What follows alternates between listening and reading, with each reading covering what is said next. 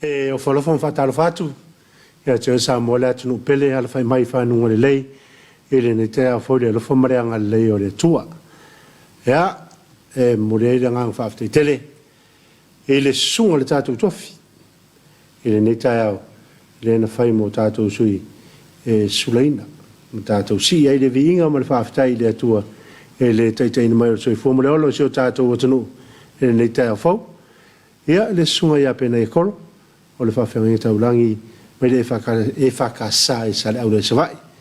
Whawhetai mo le upfolfola, whawhetai mo tāru sanga, ia whawhepefo i le awhi pese i le langi ino viinga o le tua.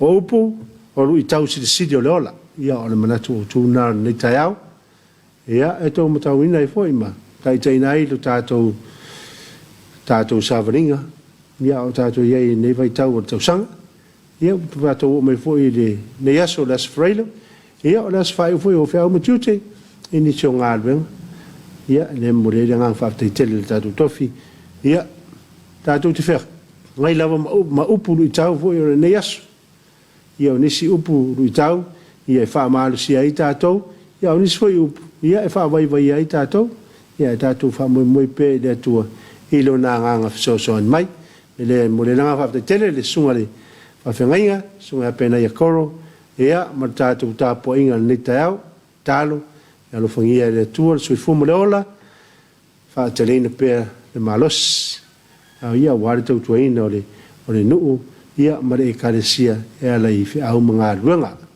ia le ngata o le whatua, ia wha pia whaile e kāresia i sa le aula, ia ai, o whalofon wha talwhatu tātou programe o le Talofa Samoa, i le malu o seo tātou watanu, ia mata mai sawa se ia pa ia ngalenga ia o le motu sai ia o Amerika, Hawaii, New Zealand, Australia po fe lava le tafo le nikelo pe e maua mai nei por kalame o le Talofa Samoa ia fa talofa tu le ta mo le fo mai fa nunga le lei fa talofa ia fa inga venga tofia le tua so se fata fa taulanga ta io e kale sia tas ia o tu sunga tu ina mo tu fa tua ia o la whainga alue whai whiau mo la tu wharatua whatalofa tu tātou programi a talofa le o whainga aluenga o nofo mpapa au ia tunu e mau po whelava le tafo le kerope whatalofa tu no leo a maata watu o tele lava le o whainga aluenga o whai malanga mai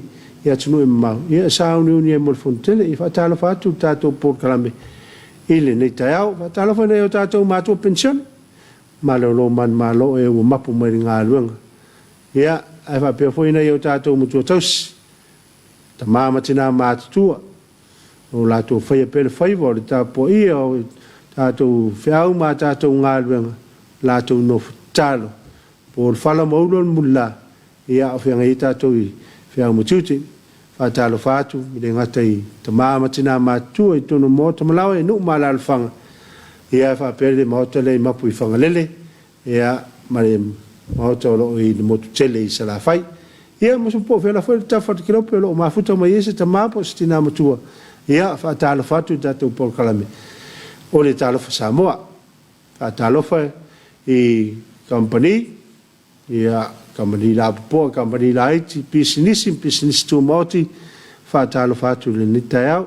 Fa talofa le alau sumai, le anga i mai fo i ngā luenga le nei aso ia whaatalofa atu a whai o ngai te anga i mai runga le pasi po le alawa le awala o lo e anga i mai ai ia whaatalofa atu tātou por kalame watu mo le whautuanga i tātou saonga le mu ia whaatalofa i li kapteni o seila ia o waa ia o lo fea i le vao o mulfanua masale longa ia mara ngai mai fo i mai sale longa ngai mulfanua whaatalofa atu ni taiao ia manuia le whenga e o tau ma ngā luenga fo i whitao o tau whitai tunga ia i le aso ma le aso ia a wale whea vea ina o le mamalu o sio tātou o tunu ave ta vale whaatalofa atu ave pasi, ave loli ave taxi ia po le alawa le tua inga o nanga o e tinuina e ale le whea vea ina o le atunu e whaatalofa atu le tātou porkame whaatalofa i langolango le tātou porkame le Uncle Johnny fa pere mtanga luenga le soifo maloloina ia mtanga luenga le soifo maloloina a to fai pere le tautua au nanga le su tātou te nulusu ma whai tūla, ia whapel tanga luanga lo leo, tanga luanga lo fuimu, o le New York, ia o le Vaitau, o le Vai, o le Tise, o le Leopold ma Skulati, ia Talofa tu nisi sa whiangai ma ngā luanga, e le pousa o tōna i atu, ia Talofa, a whaiwhai wanga e a inga, ia ai le saunga le mu, ma ia maua se malo longa le ne asu, ia wafori toi sauni me foi iniso, e o ngā luanga i whianga iai, ia Talofa atu foi nei a tātou whanau a aonga, o lo wa amato na ngā susuru mai, ia a whapeo nei, e te sau ta vale o le moni mai o matua, ia anu le leaonga, ia whapeo whapeo nei whaatari lau pasi, ia whai whale le leaonga ne aso, ia wao le aso muni foi, ia e lo leire, ngā luanga whita, o lo whia ngai mai na ia tātou matua, ia a wā lava le tau mwhainga, ia o a tātou waonga, ia wā se lumo na i manuia, ia mātou te Talofa atu po pāanga uma lava le tātou Porokalame o le Talofa Samoa, o lo mai mo mai atu nu e mamau, ia, nā au foi ua matala lunga o penga te whailangi, ia wani o lo whaanga e mori tai mai, ia ai o lo manuia, ma nei al tau nei ia mātou nei Samoa, ia ua, ma nei e malu lava le tai au, ia mvasa solo foi le a ori ia wa fai foi si vela la ia e mana ia le se tim o lo mana ia pele ngā solongo ro ia nei ia fa Talofa ia tuila manua ia o fe lava Hawaii Amerika fe lava tafa le kilope o mafuta mai alapi o le atu Asia ia o Britania fe lava fa Talofa atu a Talofa nei tātou paanga lo ia inga luanga whawai taimi, ia a whai wā lausu, ia Talofa atu tātou Porokalame. O alo fwoi mwhanau o tātou atunu, o lo ngāri rua ilunga o waa lau o loa, o waa lau pasese, ia, so po whera tafa o kirope, Talofa atu tātou Porokalame nei tai au, ia eo te manatu, o le a tu atu i le so ea nā piri, ia mo se whaafewhianga po se pese fo, ia a matai tātou Porokalame ele nei tai au tātou e tariu mai ia ona whaawawina lea ma lau nisi o tātou ulo whaanga ia tātou e tariu mai tātou Porokalame po le Talofa Samoa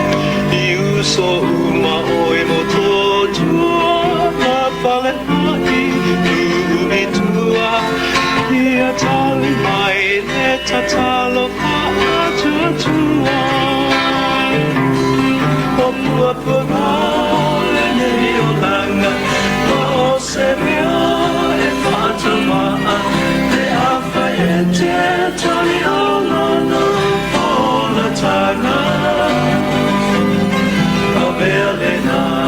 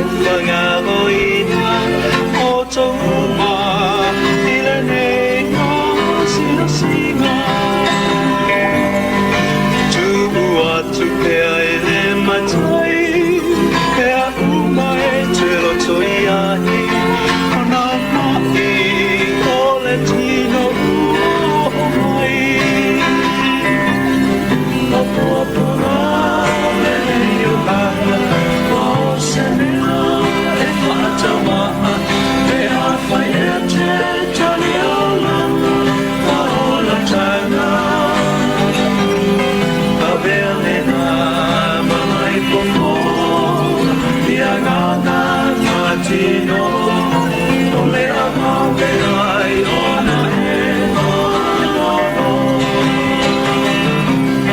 o kua puna o le meiro langa ma o se mea e patawanga te awha e te tari alana ma o le tanga a pere na ma mai fofo ia ngana matino o le ahave ai rona e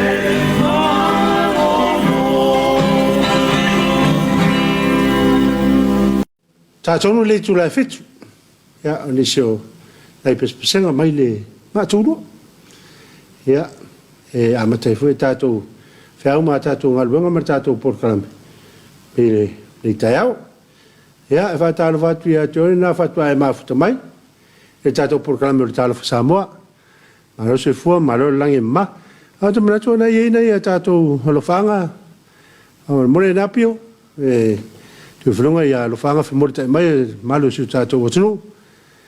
Ia, se i tōra lo atu lātou lofanga. Ia, awhtai, leo iei mata mai whale, tā alofa, lau sunga whawhengainga, mā tango whiri pokalame, nei tā au, mā whutai nei Australia, i Tali, Queensland, i ngaluanga whawetaimi. Muri atu lofanga, whamonianga nei o mātua i le au waa, nei mātou ainga uma. Malo mata mā whutamai, munui whainga luanga whengai nei asu.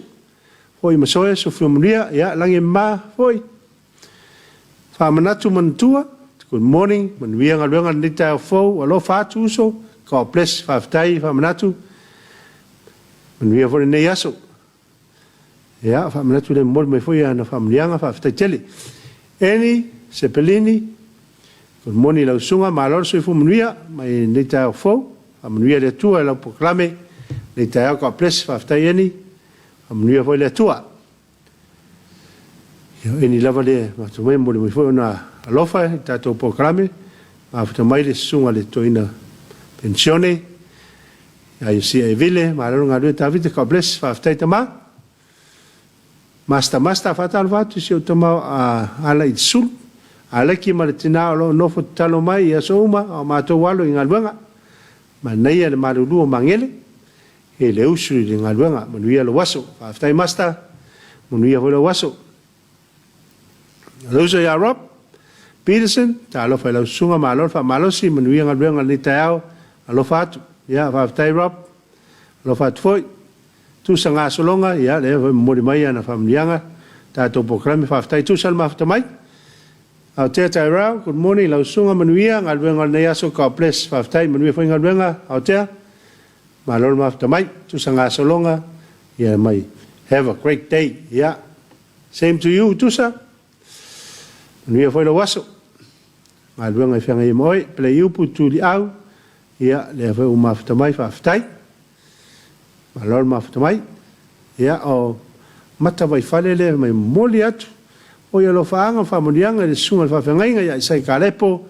Mal fa tu ia se ta fa pesi ma tu e kale se la va, yeah, le wa moli alo fanga mata after mafta mai tau malatau o tau malato niko ta manuia watching from American Samoa fatal vatui potusai American Samoa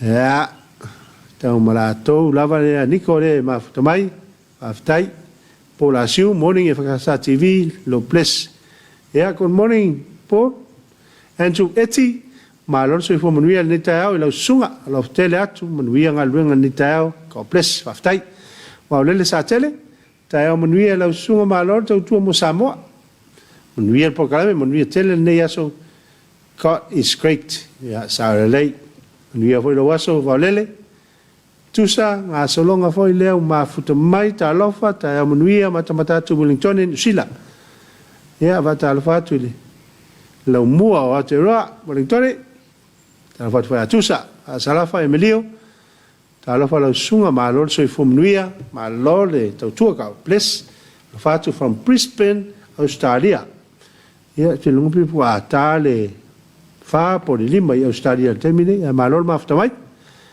e sepeta taula so ifumnuia lo sunga malor tautua tunu male kalsia lo fatu from Long Beach California fa aftai sepeta e mera sa mau so whamanuia lau sunga sa mau. Lau whātu, tō whāni mai tō ke lau. I whātau whātu fo e motu tō ke lau, e mere?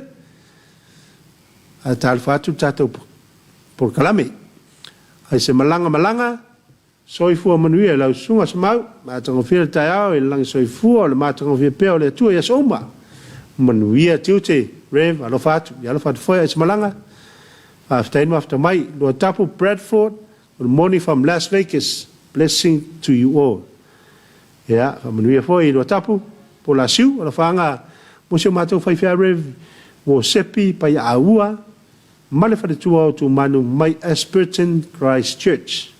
Ia, e o mole o la whanga po, Pepe Lee, ta alofa whai whaaso from Utah, USA. Alo Pepe, Serena Paulo, blessed day, watching from West Auckland, New Zealand. Yeah. Ma ex-o ngai, kele ngai. Alofa whai araos fuiva, ta alofa lava, moriato olofa mo nai aing o mai salani whale alili, sunga le epikopo, kenak, male wharetua ia langi, male ainga whapea tuangane ia Wolford and Insopo, male to olua, male whanau no whanga mai Bremerton, Washington, USA, manuia, le aso e lau sunga, whawhtai tele, manuia whoi le aso, John te tauti, moni mai ana whamrianga, whawhtai John, Johnny, malo whoi mawhtai ia, te manatu on paunao, nei whamanuianga, ia malo whanga whoi, ia mwhemorita mai e nei o tātou ainga, ia alo mai mo mai tātou po kalami, i lunga o pekanga te whailangi. Ia o te manatu, ia o le a toe whai se tātou whawhiawhiang, a mai al whawhiawhiang, ia o na whaatasima i leo le, whalaputonga leo le whaatahua leo le, ia wafo le lato whaatatanuanga ele ni taiau, ia a tuatu le sunga ia na piri, ia mo se tātou whawhiawhianga, ia toi tariu mai tātou po kalami, ia o na o le whaatatanuanga, o le whaatahua leo le.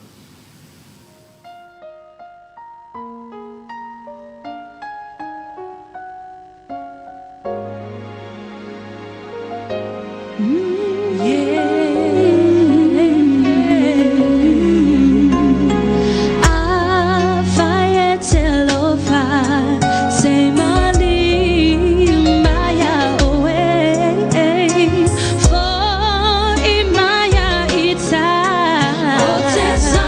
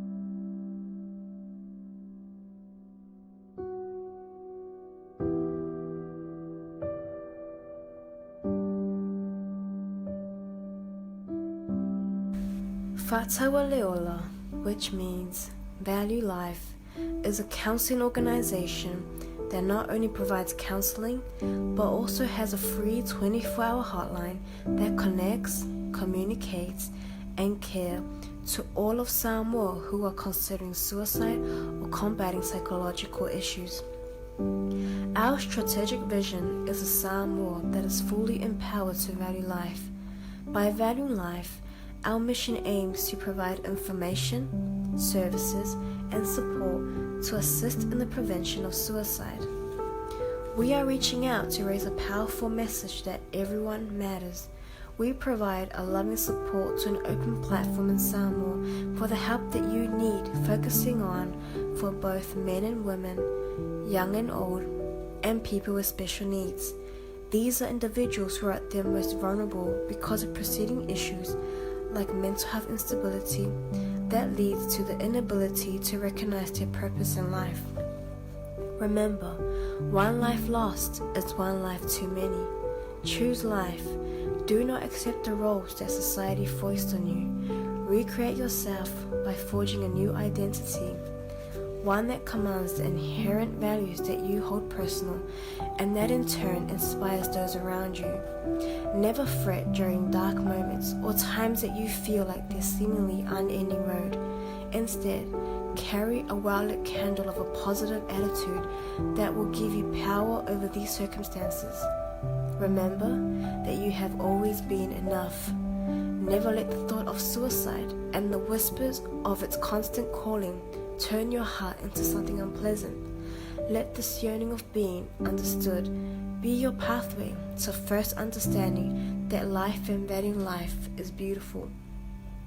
Let us all work together to break the stigma of loneliness, rejection, isolation, judgments, discrimination, and anxiety and depression. Life is not about waiting for the storms to pass. It's about appreciating the rain and learning to dance in the puddles, being not afraid of making a mess.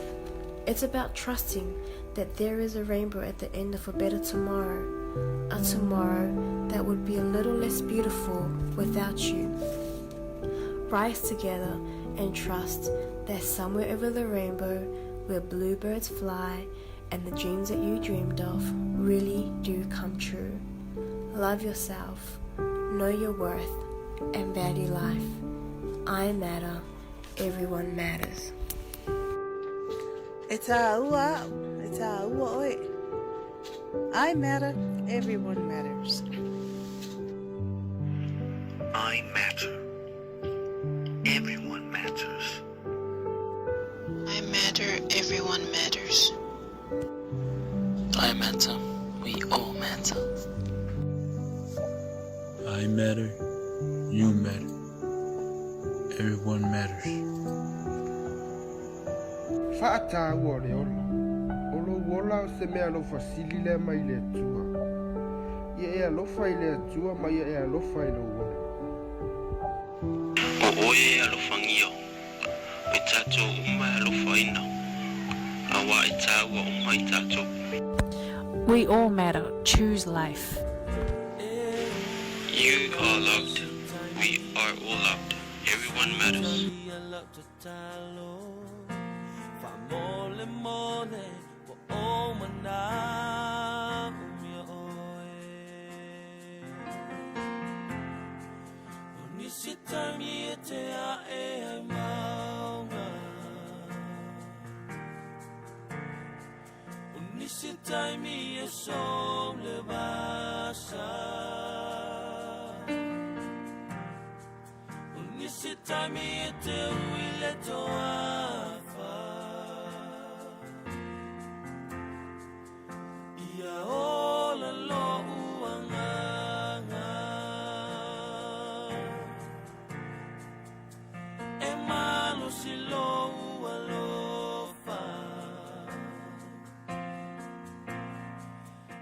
Ya, tu terima tato program el Talofa Samoa.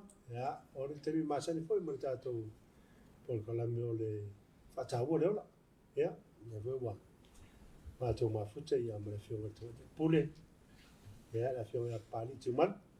Caroline Paul John ia va pe foi le sunga ya leala ia mo le sunga te kisa ia wale fa nga solo mo tato po kala me ni ta ia fa feilo ia tu le tau lo man Alo, la fiona Reverend Chavit. Ngai ni ta fo ma se foi le va Talofa le tato po kala me ni ta o i IBSS o tato wa tunu va ta pai tau langa fia ia ma se foi to mama tina ma tu Talofa tu le la valor tato wa tunu o yo na vaina SS ya le sui fa Talofa fa pitole ni ta ya fa Talofa tu i mauta ngase ya ngata i mutua ya fa le mai tu sivi so se vai ngala o fa ta otolie tato wa tunu i mai tino po kala fa ta o la fa ma fa na tu fa la e o le ni ta ya wa mai ta ya ma se foi no fa ngoi na to tu li fa salama so fa fi au ta o yo tato po kala me mo ina to Talofa tu ya o le nei tai au le lofa male anga le o le tua ia ma se feu tatu pa anga masani mai atu e mau mata mai mo mai o fo lofa fa Talofa tu le fionga te mai te pule ma se fa la tonga ma tatu TV nei i le anga le o le tua le tai au fo ia ma se fa un mo yaso i la sunga pe ya alo Lofa tai. tau ia la Friday pe o fia tangata wa le smu muri foi o ya Siapa mengadu ngor ni fui yaso. Paso fa mo fai Yo. Ya, ai la solo tato program yo le vai ma le le o tu o tato program ni ta. O tu planga tal va o lumana ile o Samoa. Monila. Le tu atu ile. E fio ya tum kisa tu ai mau. Ia na te fai tau ina tato mau fili ya. Pastai la sunga kon seta. Ia fa fonga mai ale nu upele.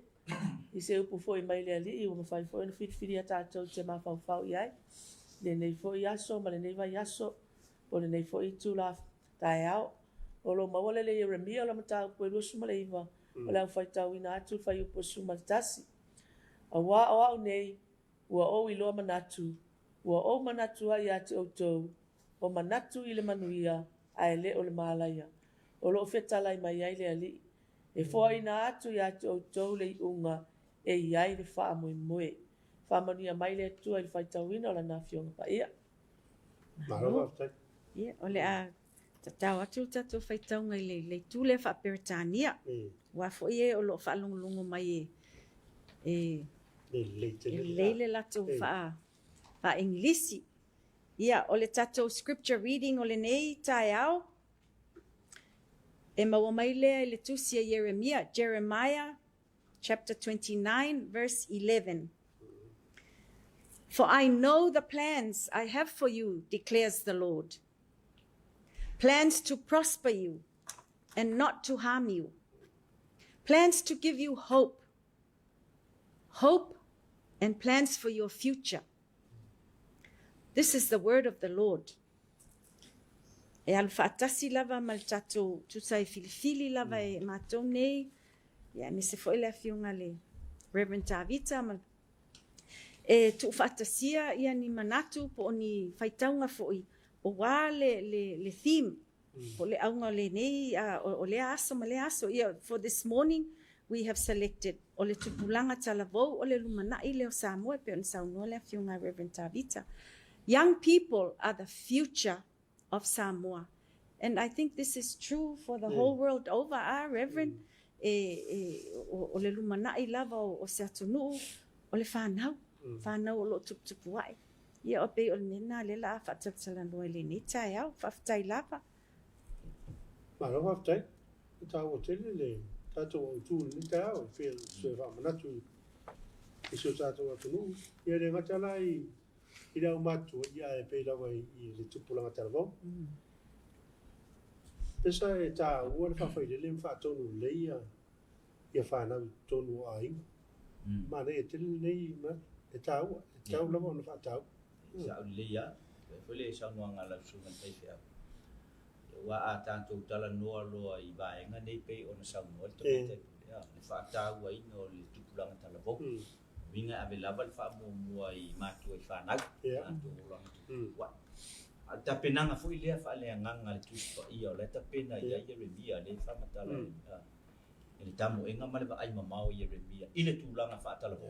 ma le taimi o Yeremia tasi le profeta la titi taimi fo yo o le profeta sa vala au ye le ali ia fe tala Yeremia la fa fena e vala mo ta mai titi fa ta u ele tu o ta mai titi o Yeremia e mo mo ye le fe au le mo la tu fa pena fo ila le ta ia le nei aso le fa ta u ina o le tala bo e fa i mo le luma na yo atu o le luma na yo sa ia o le tu nga o fo le ai la mata mai le fa na a pe fo ta pena nga le matu le nei ta ya o ai lau tu nga o ni ngalo na ta pena ai le na ta pena lau tu nga o na e fa manu ye ina i o mo ata ya a pe fo ta pena nga le tu sa ta pena ile nu yo ele fa to nga ta pena le tu le nu ina ia fa ta nu le fo fo nga na ma na fina ngalo ye le tu e fa o le mo ri nga fo ila na o le fe au tu to mo tanto wai na ma na ia i fa fa ile le nga a matan fa fa ile le tu le fo fo te yo o ina matu le tanga matu ko ya le e fa ile fe au fa pe na fo tu to no ai nga le fa ile le ina mai na le tama titi mai le me se yo o ile si da sang ma o le tu langa fa ta la bo e fa au o ina le nga e ta wala le mele fe te si ni mera sunga fe fe e ta o le fa ile le ina ma le fa ta ya la ina ma le fo ina o fa na tu to no ai i lo la to fo ila a umana fa ila unga luenga fo le ma fa ile le fa ta ya o na alu le tama titi fa fo e alu la male ata fa ile le nga na e alu male ata le fo nga le na fa ye ma tu o ina fa na o ile me le te le na fa to a fa na u le fa fo atu ele le ta o fo ila ia le le tama ma le tina vai le ma na yo le ata le te sa no ia ile sunga le fia wa an wa tu tama titi le nga la bala o ma tu wa na amata ai alu atu fo ila fa ile nga le o putulo ia o le tai fo na mai a o le matua fo a o le ai na fo te le o le fai long fesido le mena pe ai fa le tonu fa ile fa le tonu le fa ta ia la ina a le tato o le tato fa lo motang tangia nei tai o masrei e fa manatu ma fa fai be atu pe ile atu le fa ta ia la ina ma le mamanuina o fa na ia aua ne ia se vai nga fo ile le ne la pe le la tu sabati ia ile vai nga taua ia fa tu fa ma otino la tu ma fa ma la tu manatu o ila to le la to mata fa yo o stai fa longo ma fa tino nga lue ngolo e fa pe na fo le tu te fa le matu ina e fa lo la tu te o le awa o ma awa fa ta ya la fa na ina fa to fe ta dia ia lo fa ia o na mo e fo le manu ya ta pe le wo mata me tu sai fo vale no sa no su ma tu me te pule vale basta e temi que sai ele ma fai ele ma fa fa te tio na onde tari fa fita di fa ai pela to se fa te ingo se che mi ma di wise si e pizzilio na close ele tamatiti la sa wala o ele fai un tato mo di ele fa e so nei tamatiti pa ta ia i tu la fa pe e va tai lava colosetta oni sina wa inga fa fita o malu tau fe ngai mata to fana pe a o ina tupu mai to inga fa fita o fa pene ono le ese o le tau singa le tangata wa maliu ma le tangata le a tu watu ia ile tamaititi les fa te inga grandparents at tu e tato fana o le makua o spoil ka mai o lo la e le alfi ngalo le i bala au mai la lu ka mai kikile yo makua mo inga soifua mai la la ngine o ingala ia le su inga fa lo ngonga ka mai kiki ile ese o le faingo ia e le koi inga malo makua ma le fainga yo makua o inga e koi fa fangu me le mafa fa ka mai kiki le faingo ia me uma ele ese me le kanga ko ai ele maua ai o mai yo makua mo ngi kanga ko ai ke lo kai me ngai ese pe kuli ese ma o ke ngia ka mai kiki ai ka koma ko ese le fausanga le nga fau mai ka mai kiki aku mai foi lai de si fa fika o fa nga wo pe yo le si va nga le ke le nga afia ai ma fau nga fa nga fa nga wo kai mi pong sanga mo ka mai kiki o makangi malo lo singa le ka mo fa e fa aloko vai vai ka mai kiki kai mi fa ia langa fitfiri o ngo ke le foi ia so i fu nga fa nga wa fa o ngo mafukanga fa le wo ai ele ka penga ia i masa ngi ka mai kiki ile ko ai ngaka ngaka e kakau o nga mafau fau ia o longa kofi le mai le ali o kai mi fa nga wo ila o ia mafau fau o kaimi o whaamasanginga. Inga ia malama i le kenge i winga o le kama. Ia awange ai fafo ako le i le au le lei, ma le felesi, ma piriki whaare kama, ma ngisi o vai. Ai ki kilo i le pure love le kukongu. O kukongu e ke maua i le kama kiki, ma le kiki alu whamungi. A whai e alo mafukanga, ai sau le kama wha uma o ngā walo, whai le si kenge. O i ngai ke ilo ai ko i ngā kama. Longo winga le ngā oe. O la lava i whai alfi whiringa. O kai mi fo ia. E makua vai ia ia ka ko whangau. Mako i lalo ia la ko whiringa whai. O ngai maunga la iki ngai masangi o ngā whiala i fuka maiki ma kau i o la ko vai. Ai longi maunga ia ngā masangi mai o la ko o langa. E pe o le maunga le o whaafika uri i le keke anga o mākua. Wa o lesi maunga kele ale ngā. O leo a whai ma mausa pe o se ka alonga. A o inga keke a mākua ia. Alu ka mā, alu kinga. E leo kilo le sio manga. Po o whea ka uaile ngā nganga lea. O whanau, o la kou o le lumana i o ainga, o le lumana i o Samoa. A whai o le kaunga leo keke a. O le ale lumanga i ama.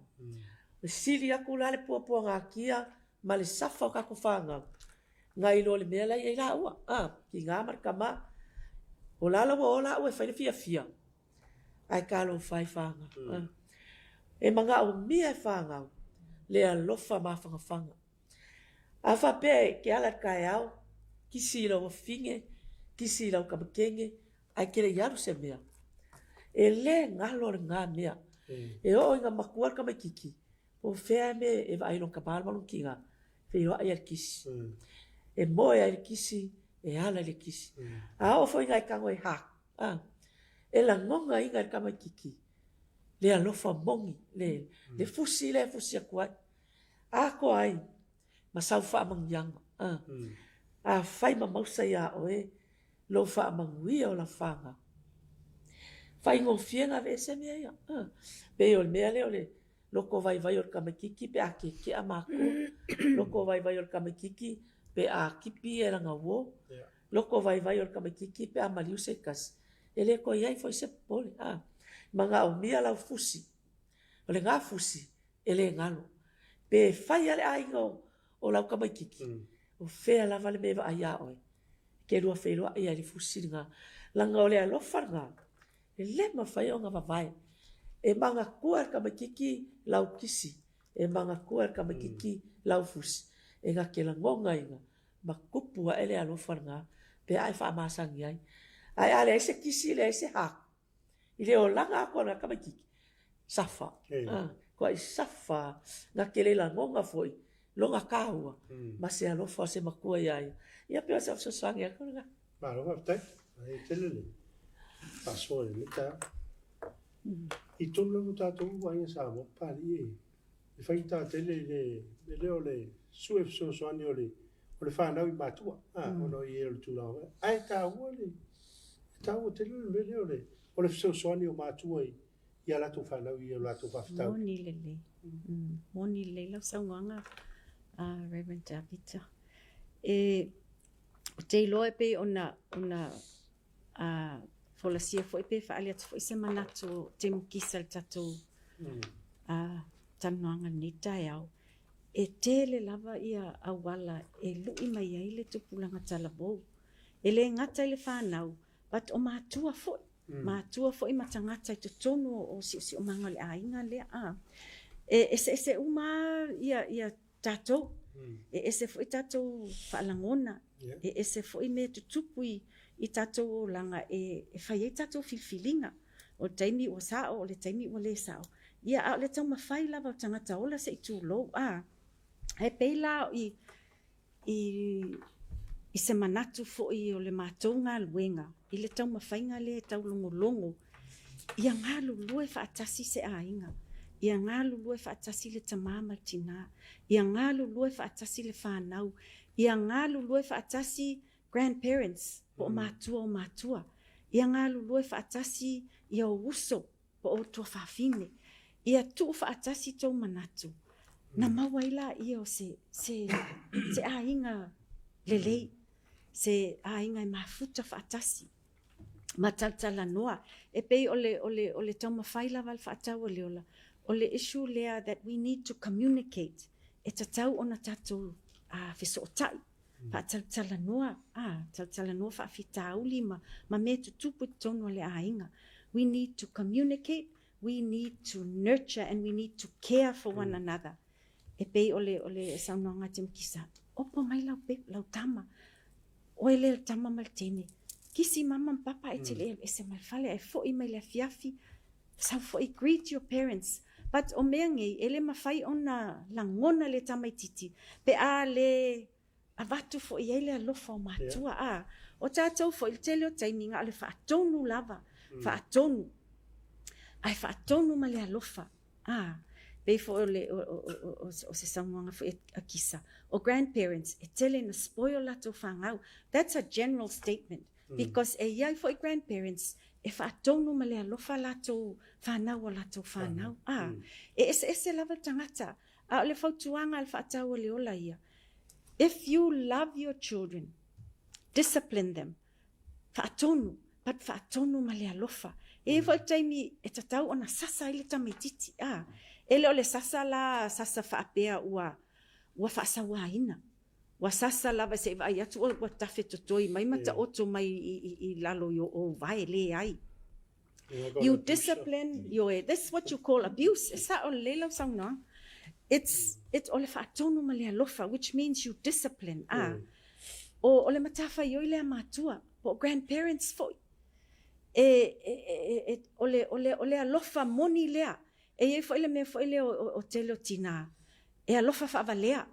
O le tangi mai au tamaititi le mea tu watu iai. Tangi mai le tupe tu watu iai. Ele o se alofa menga. E ave iai pe a whaapete ilua. E tala whea ngai. Ai ale ai. The perfect word to say is no. Ele ai. O te le mawhaina tu watu le mele I o lima.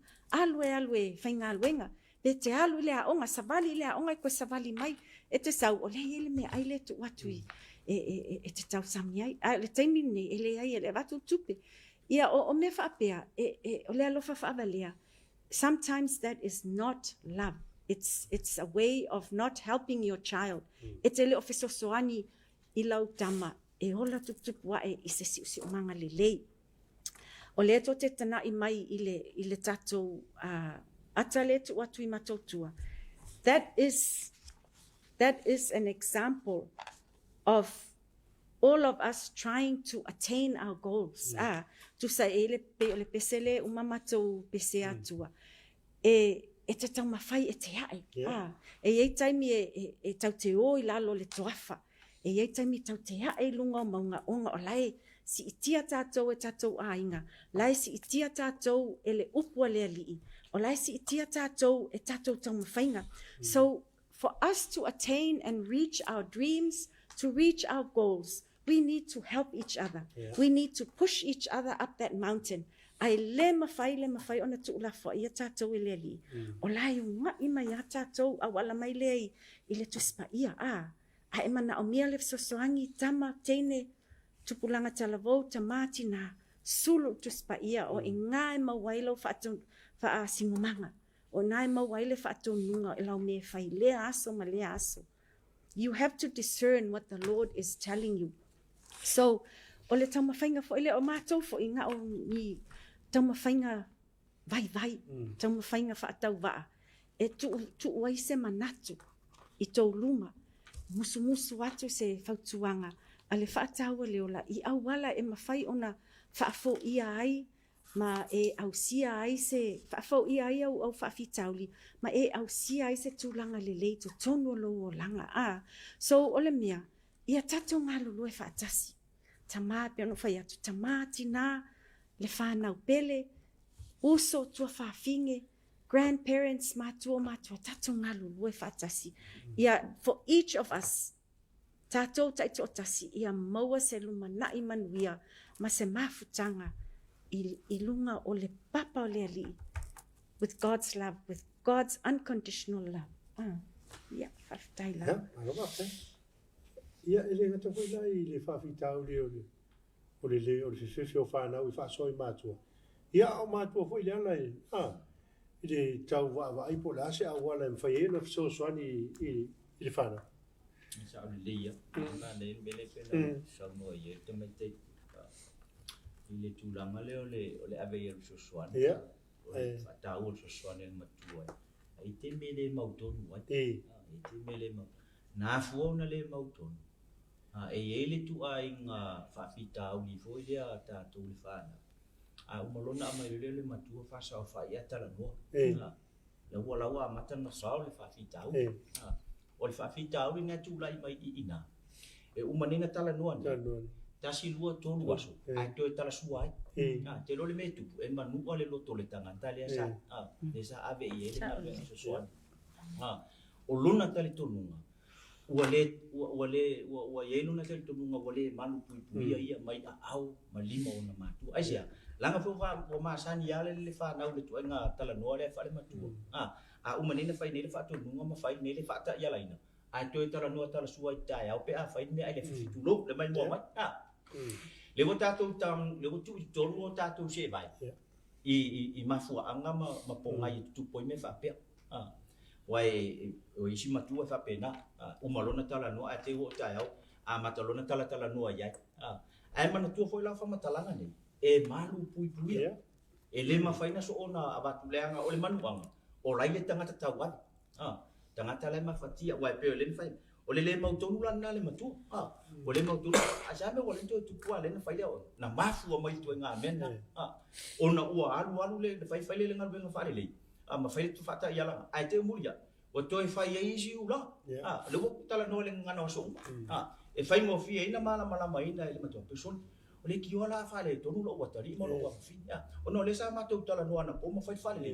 ale ko toi tala no tala suai ni wa matoi manu ai le loto le tamatiti ma fai mai ia wa le lo foro ta mama lo tina toi tilo foi le fa pena le matuai inai awala ia po o le sila ba nga la pe na malo la ia le tamatiti aru lo fai le se ai toi va ilian o ile mafua o ile na mafua tu i wo toi mau manatu ia au sa o le ngana le tunu e toi mau ane manatu o ta fer o le toi mau ia ele mfaina toi au mai le ku vai pa na masa ai o le toi fau ngo le ta yala le pe yo na fai mai na sau no ele te te pula le mta toi tala no lo le luma na yo ai o e tala no ile fana amen ai tala no lo le tunga o lo ai o e tala no ile fana o e tala no foi le lo fa e tala no ile fana ai tala no foi fo tuanga ma tu ala lo mati mai e te tala no ile fana lango i le fa e pua ina i le manong yo lo wai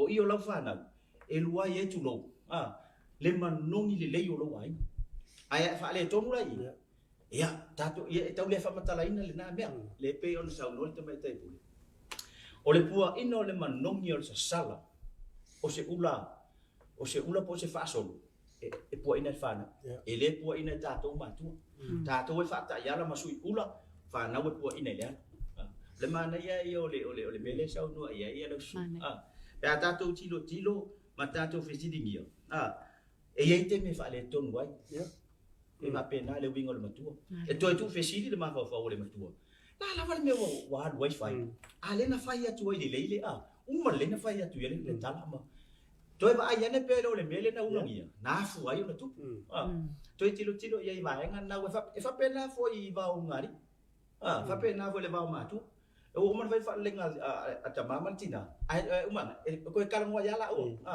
na uma le vai bo tu pu mai fa fitau tala no lo fa pe ta ka mo le ya tu lo le fa nga nga no so uma la sunga le bio ka no le ya po fa tu tala fa fa ta fa ale wa ya na fu mai tu nga me fa pe ona go fai go pi fai mo ulang ai nga lo o lai to manu ai la va le lo to fa e ta u ala le ta tu fa so ai ni ta ya le mata mai mana ta pena mai ta ya ta mama tina le ngal toi va ya ne po yese me fa le to toi si la ne po yese me o pu ai le ta pena mai ile sau fa fu mai toi fo ya tu no le ai ina ia sau lo ngale le sau ngale mu ya pe la po le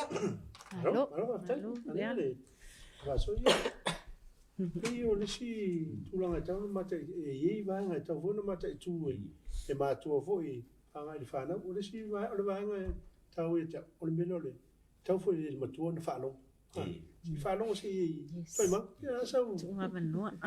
Whana. Whaftai lava kolo seta. Ese le mana i ole. Vaenga le ua e sau noa iai mafsiringia. Ona a tātou tilo i o tātou tupulanga taimi nei. A tātou o i tawhai ngata o i tanu malala.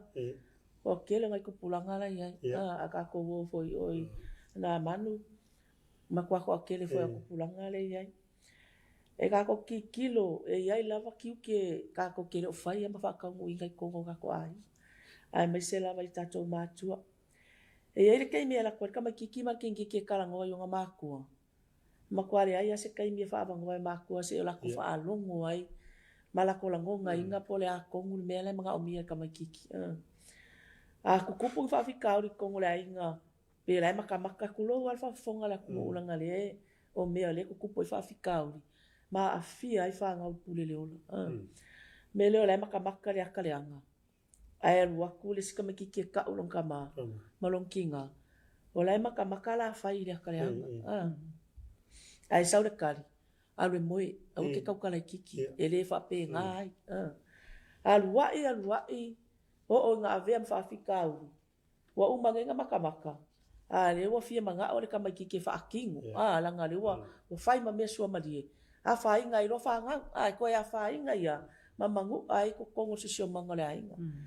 O ngā koe kaua ko fwere le si kama kiki le wa afia. O lea ua sala whai a. Ai sau le kari. Koe whai a kurua ia oe. O kari e le mawhai o ngā maua se ko o file mu. Wa le se kai mi e se ingo fwai lalo ki ngā. Ma se i whaalongo markokoa. Ma o ngā whaia se whai unga o se mea. Ai ua alua i lama. O ngā o e role i ngā. Se ilonga lava ua. Ari ia es whalava lave po a kupu. O i ngai koe ke pakaula i e role makua. Wa le vankalangoa mai siau kama ia. Ai sa ulea manga ia inga longa langkalangoa. Wa koe salambo. Ama lai se mea mawhai. O le ale i unga kama kikirea. Ka whai ngaka. Ai anga vave nga whor whaafikau. E le mawhai o ngā o kama kikirei. Kūru mo whamasingonga. Pe o i ka whai ngaka. O le siwa e ngā kako kikilo ai. Wa ka kau ngā maka i kūre le i mākua. Manga o ngā lako whāngau. Ma kaungu unga o mea la lako ki manga awa. Awa o le skama kiki e whiu e kama whai. O lai whaita ia mo mea onga. Whaita kama kiki manga o ia manguia la ngā onga. Ai koso mai lalo e makua. E le manga o kama le makua. E ngofo lalo kama kiki e whaile mea onga. A whapea kula makua. Ia kama kiki. Ma, o mea onga makua kelea. Kua le ai masa o kaimi o ke alua i. Whai se whi au. E mwhai kua mai siawa ngoa. Le ma whai e se makua. Le ai. Saka. Mai whawhie. Popo. Se wang uma menga. Ai saurola e ke ngofo mea onga. Kaimi le la kua kama kiki la onga. Mga mila rest. Singa moe la kiki. E ala ifo. Wa iei ma whau le. Ma ngai e ia. E a whape ngā o mamakua. E le whape o makua. E kalangoa ma le alufa. Ai awange i whamasinu. Wa iei isi ka ngaka i kua koro ainga. E o mai. Ngō wa ai lo kamala i whea. Whape ngā. Ai le aise keimi ke whesili e lau kama. O whenga e kūkū ai le nka ua mai. Se e whalongo kasi. Pe ngā lang kūkū. O lai ngā me whaisanga mea onga. E iai keimi e o e kamai ki kua. E sa ili mai mea makau. A malama makua i mea ngā. Whai ngō fia karifusi. Ia aua e ke whamasingo. A ia ka mwhai se e whaalongo. Ka ua whaalongo. Pe o meleng whakua i pari. Connect, communicate, care. Very important. Ka ua vaenga ngai koro. Pe a au mai kukongo se sio manga. Aina. E ke maka i kua i mea unga. E ke au mai ai se ainga lele. Ma vea i lau whangau. O le lumanga i leo Samoa maainga. Io sau aku lea. Malo. Malo. Au no tatou temi whaturanga. Ia la whaturu. Ia no le. No muli le sua tua te puri. Ia e whewasan sau ronga. Ia pila wa lungu whata angua tiri ia tatou. I le ngata i na awa. Ia whalonga le whanau. Ia i fuise temi whalonga ia. Ia mātua i la ngona fo tatou whanau. Moni la. Ia, ona o te iloa o le atoanga lava o se mata upu, po o ni mea fo i whaatino e tātou, pe tau te whaia e tātou o lava. E tātou lava o na iai lea li. E tātou lava ngai ele foundation lea, le kako foundation lea. O le ali, o le papa leo tātou o langa. O le papa leo tātou wha moe moe. E pupunga matutupu mai e mea uma alea. O sa moe wha avai lunga o le atua. Ai se ala ele mwhai unga wha avai ai tātou a hinga. I lunga o le papa lea. Ia na o si whautuanga lava i mātua. Ai mese fo i tupulanga talavou. O le o tātou uma lava o tangata kerisiano. E fo isi tangata e le taltonu whakerisiano. Ai lai lau te taltonu i le atua. E se fo i la tauta pua inga. O le atua lava o le atua tasi. Ai ia tātou tilo. Ai mese le tupulanga talavou le su ia le panga lea for life. You're looking for a life partner. Awane e mao pe te see i whaato singa lalangi. Awane e mao pe te see i le au le leo le teine po le tama leo luma po o le poto e siva, po o le tele le poto fo i lea wha le lalangi is very professional and awa e te tilo e mena whamai lea li e te tilo i to tonu o le anganga po le whatu o tangata lea look for a lifelong partner that has strong godly values. That e whaamua le atua I mea uma. A tātou wo I filfili le tātou life partner po le tātou wo lea I le tū le whaalalangi. E te le lava le lape maua mai ai. Ai a tātou tilo le tū lea base everything on strong godly Christian values.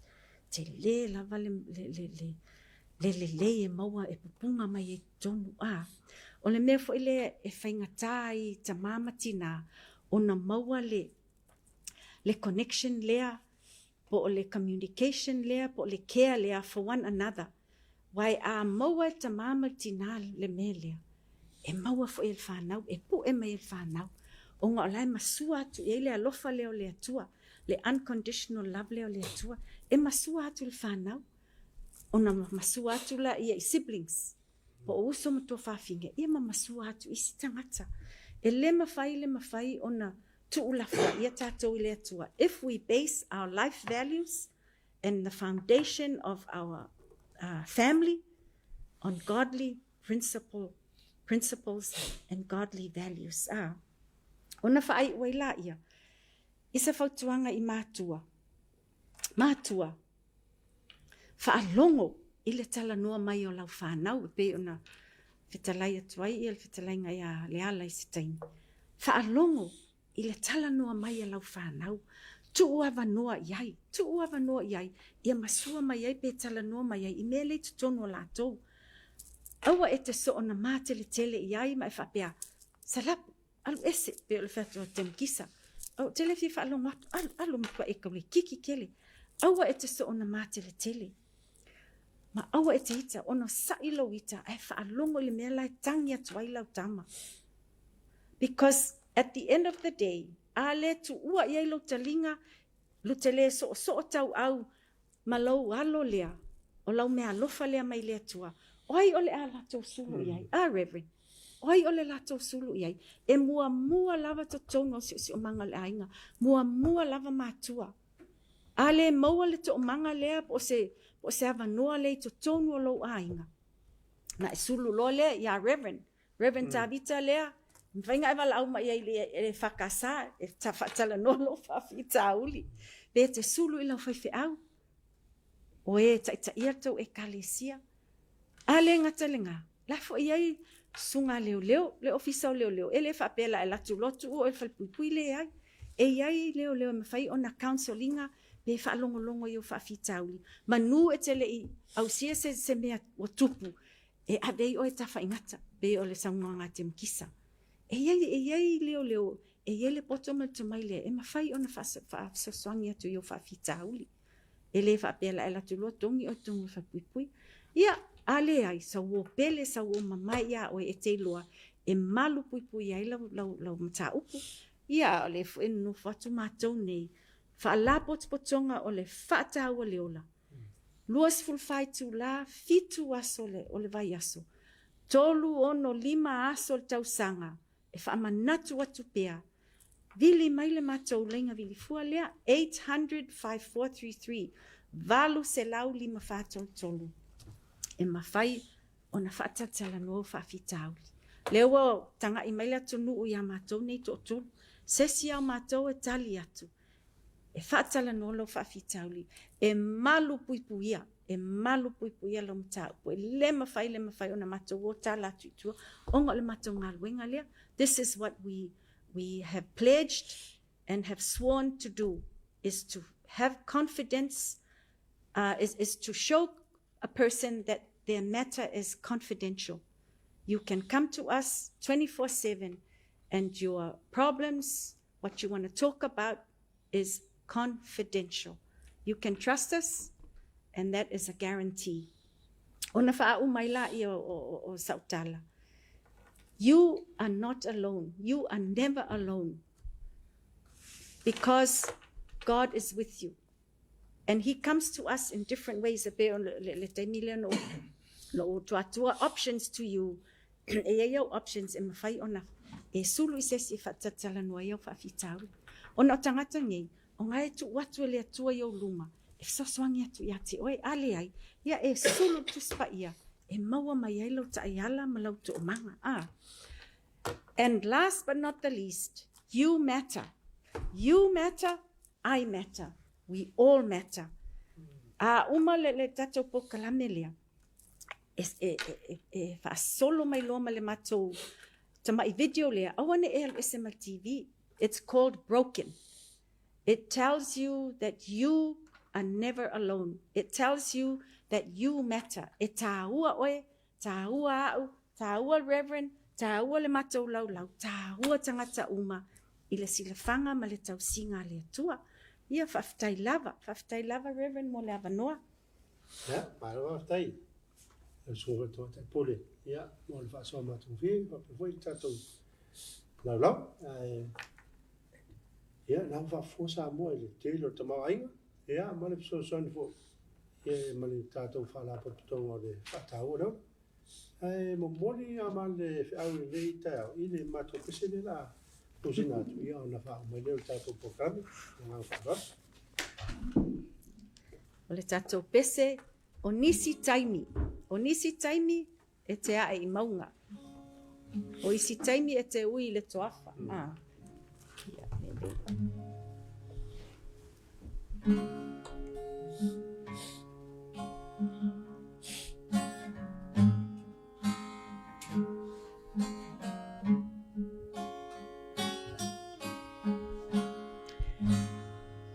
Sayo lua se maunga, toni mawa iwa aya.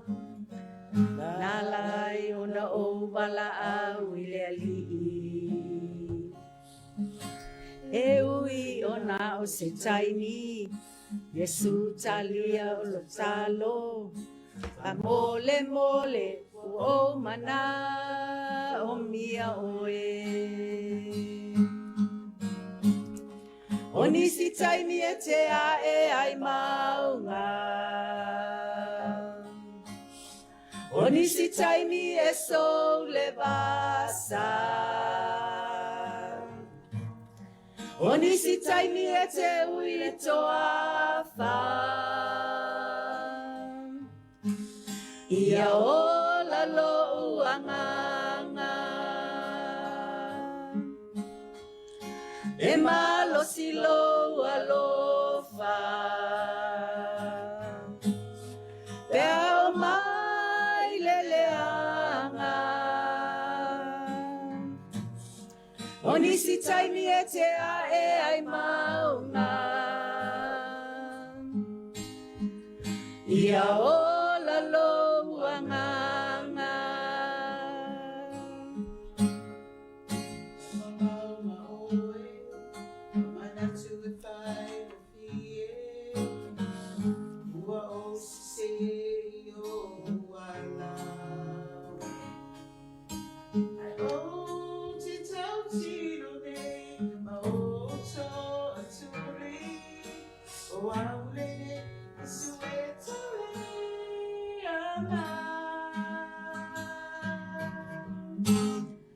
Onisi taimi e te a e ai maunga.